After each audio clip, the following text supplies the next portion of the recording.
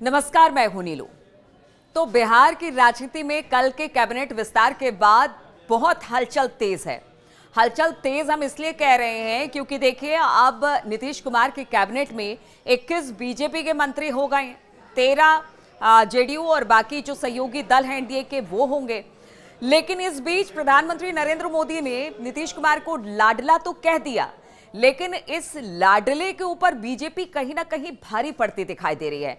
भागलपुर में नीतीश कुमार को लाडला कहने वाले प्रधानमंत्री, उन्होंने ये तो जरूर कहा कि लाडले हमारे मुख्यमंत्री हैं, लेकिन ये नहीं कहा कि अब जब बिहार में चुनाव अक्टूबर नवंबर के महीने में, यानी 7-8 महीने 9 महीने के बाद जब बिहार में चुनाव होंगे तो फिर मुख्यमंत्री कौन होगा।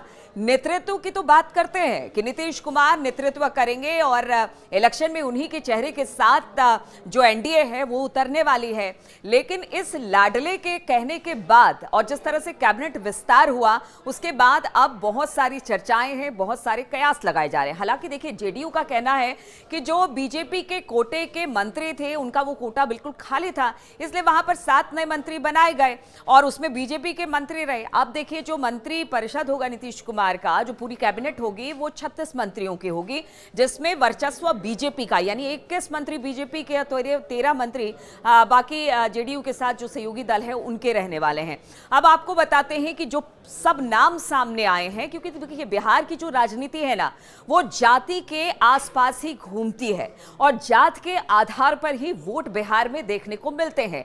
चाहे मुद्दा कोई सा भी हो, चाहे विकास का मुद्दा हो या आगे बहुत सारे ऐसे मुद्दे आते हैं, लेकिन जब वोट पड़ने की बात होती है तो वहां पर जातीय समीकरण को साधा जाता है। और ये सिर्फ बिहार नहीं बल्कि उत्तर प्रदेश और बाकी राज्यों में भी देखने को मिला है। अब जो कल 7 नाम सामने आए हैं उसमें जल्दी से आपको बता दें कौन कौन से नाम हैं। कृष्ण कुमार मंटू अमनौर से हैं, कुर्मी समाज से हैं। विजय मंडल सिकटी केवट से हैं। राजू सिंह साहिबगंज जो कि राजपूत समाज से आते हैं।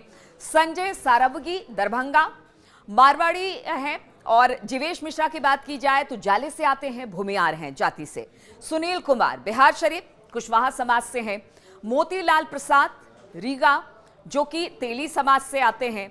इसके अलावा बात की जाए तो सारे समाज के लोगों को साधा गया है और बीजेपी लगातार कहती रही है कि सबका साथ सबका विकास, सबको तरजीह दी गई है। और उन्होंने ये तक गिना दिया कि किस राज्य में कौन सी जाति का मुख्यमंत्री है, हमने हर जाति को तरजीह दी है। अब कहा जा रहा है कि इसी के आधार पर जो एनडीए है वो बिहार में चुनाव लड़ने के लिए उतरेगी, तो ये पूरा जाति समीकरण बिठाने की कोशिश है।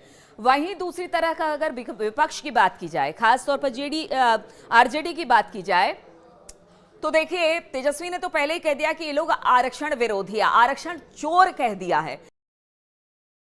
बीजेपी जो है आरक्षण खोर है और आरक्षण चोर।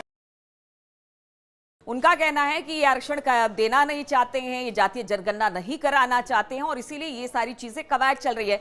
लेकिन बिहार की जनता जानती है कि किसको वोट देना है, क्या वोट देना है। लेकिन बीजेपी ने इस कैबिनेट के विस्तार में एक बड़ा खेल खेला है।